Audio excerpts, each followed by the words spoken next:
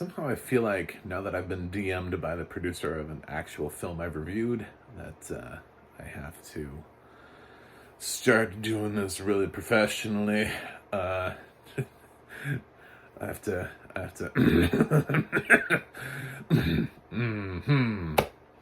I'm Dan Rather, and this is a review of The Last of Us, Season 1, Episode 6. I'm not Dan Rather, I'm John Stark from MacMovieGuy.com, and I'm a blind film critic, and I hope that's part of my charm. But I can do the Dan Rather thing if you want. So what we have in this episode is zombies. Actually, there's a stunning lack of zombies in this episode, which is crazy.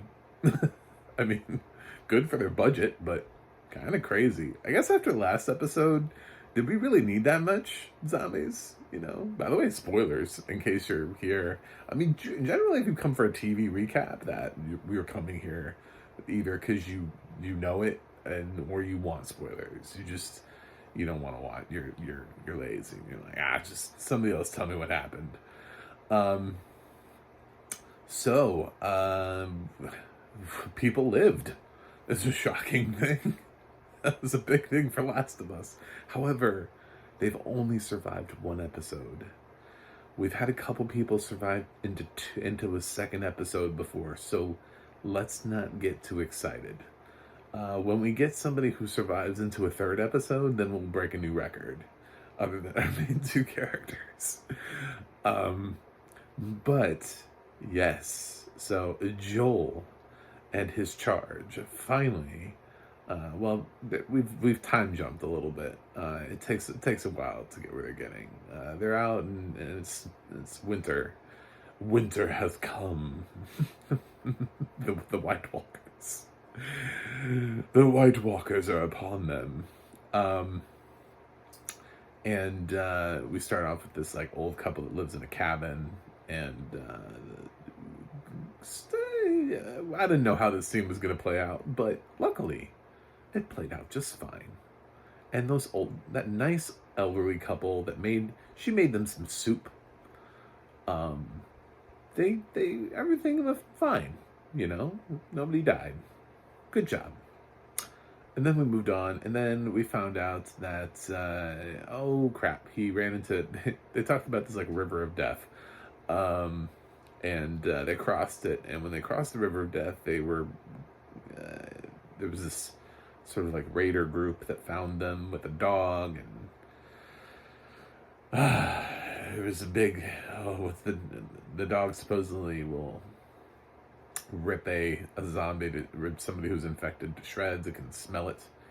But no, it did not rip Ellie to shreds. So, good job.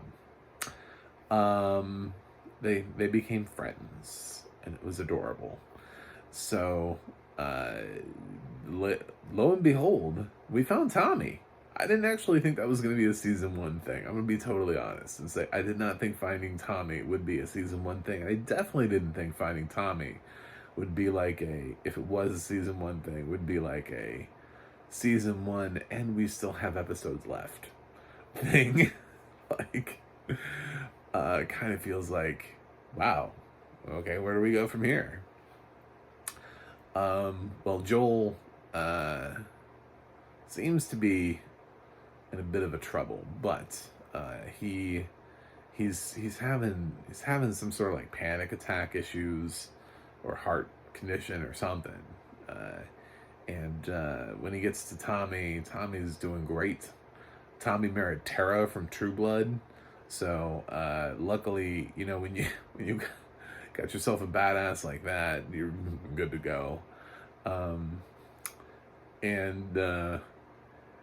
they're living in this community, and they have a movie theater, they have electricity, they have horses and farm animals, and they just live life, and everything's great. And they get a house. These two get a house when they get there. There's just like this extra house for them to live in. They get them some new clothes. It's like, wow, they have everything they could ever want here. Why would they ever leave? Well, the answer is she's still the cure. So they still have to get her to the Fireflies. And Tom is like, yeah, there's some Fireflies down in the University of Colorado. And if you really want to walk down there, it's like death the whole way. I love that it was death the whole way down. He's like, it's just, there's so much. And they didn't run into anything. Like this episode was so low budget that everybody just kept saying that they were gonna run into, yeah, there's just I don't know, it's terrible, so many, so hard to get through. I was like, where is everything? Where's everybody at? So they get down to where the Fireflies are, and there's like nothing there. The Fireflies are gone. And then, lo and behold, a Raider team shows up at like the exact same time. I mean, talk about timing, right? Like they just got there, and then there's like a Raider, but you get the vibe that the Raiders were not following them. They didn't know that those people were there. They didn't know that Joel was there. They didn't follow them. They just happened to both want to check the same fucking building at the same fucking time, even though we're like so far into the apocalypse that's it's kind of ridiculous when you think about it. If you break it down, the timing is ridiculous.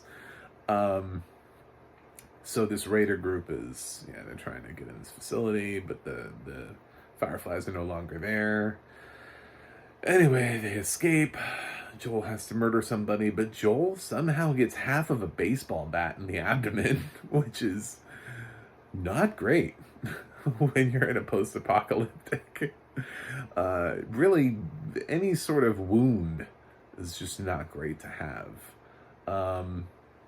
Although, the case would be made for Walking Dead kept amputating people, so, and those people lived long and happy lives. So, I guess it just depends on where you are and where your situation is. But we kind of ended the episode with, is Joel dead? To the point where literally I went out into the real world, into life, after having watched the episode, and people were like, they were asking me, they're like, is Joel dead? Does he die? I was like, do I think they killed Pedro Pascal? I think that would be a bold decision, but first of all, it would change the whole stakes of the series, which is that they have two characters that can't die. If they decided to change that dynamic, that would be amazing, but at the same time, also still problematic because they need characters who can live, not characters who can die. We're not at a point, I know they feel like this is like a Game of Thrones thing, where they're like, oh, cool, look what we did with, it's like what we did with Sean Bean. We introduced him as the series lead and killed him off. Haha, we got you. That's just not, it's not as interesting the second time around. It's kind of like what M. Night Shyamalan's been having a problem with his career. Is, okay, the twist is fun the second time around. Not so fun to say. Oh, okay, you're okay. You ran out of good twist ideas. Gotcha. Okay.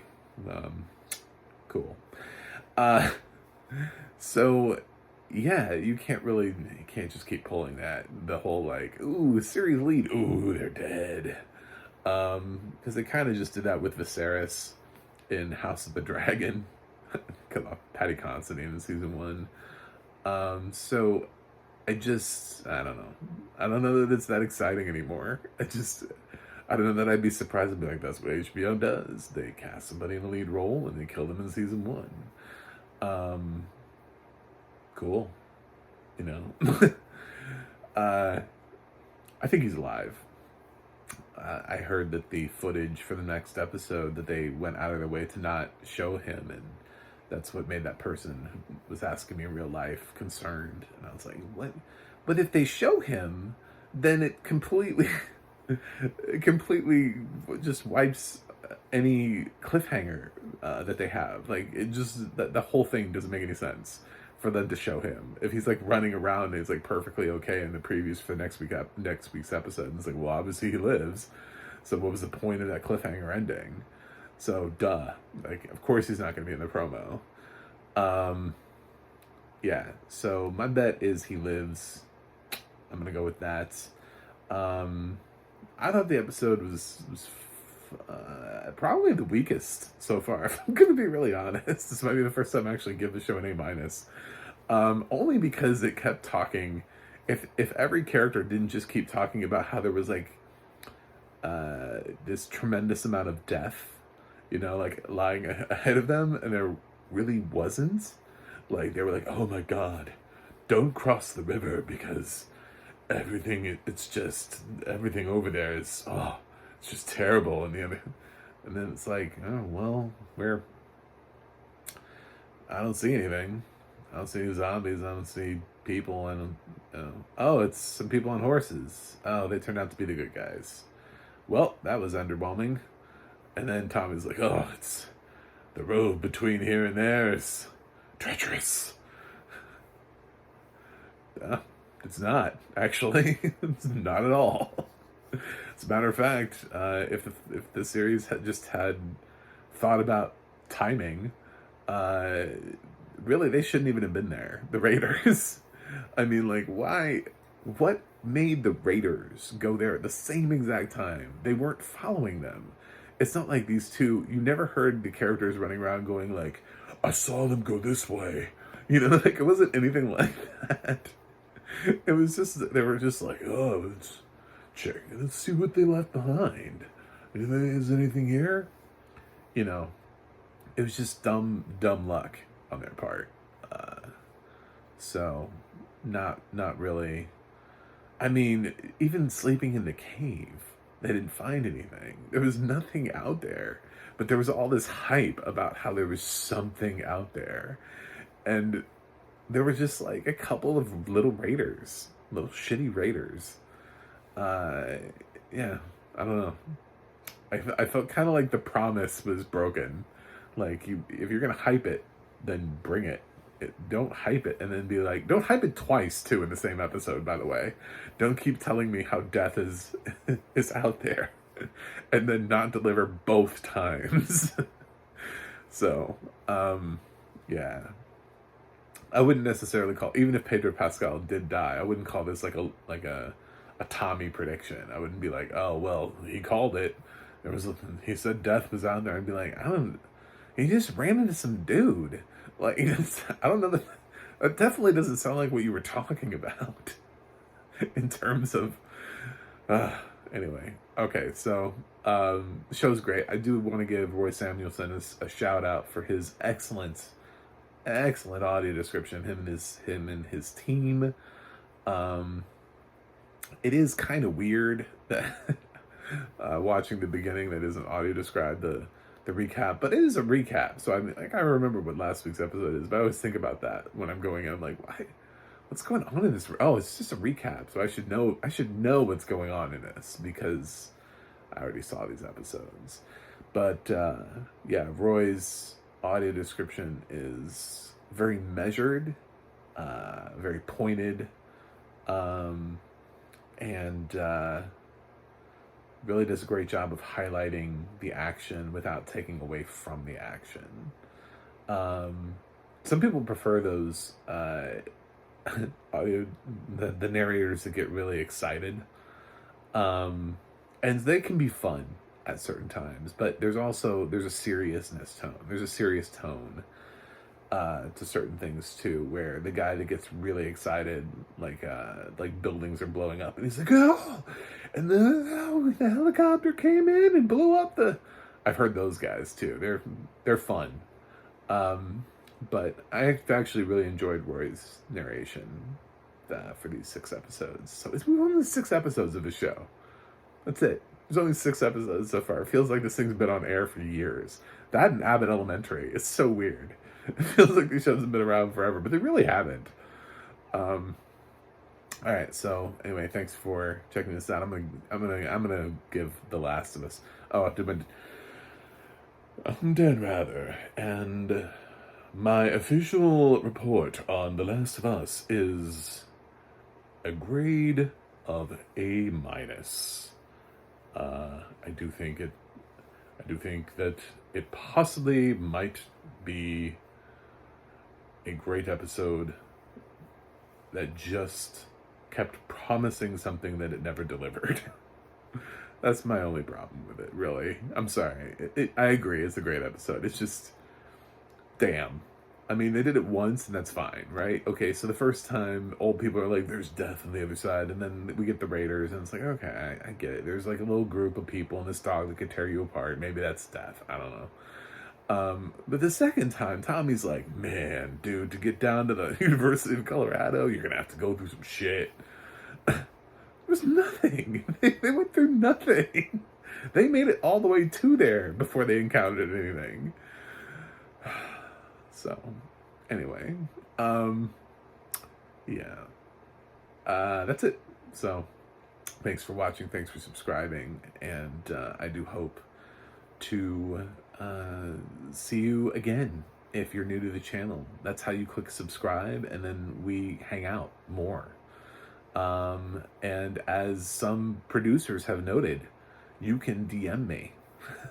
So if you work in Hollywood and you don't like my reviews, or you want to talk about audio description on a lengthier note, I'm available. We can have conversations. I think that's great. So I think it's great that I have this amount of subscribers. Can you guys imagine how many, what I'd be able to do with more?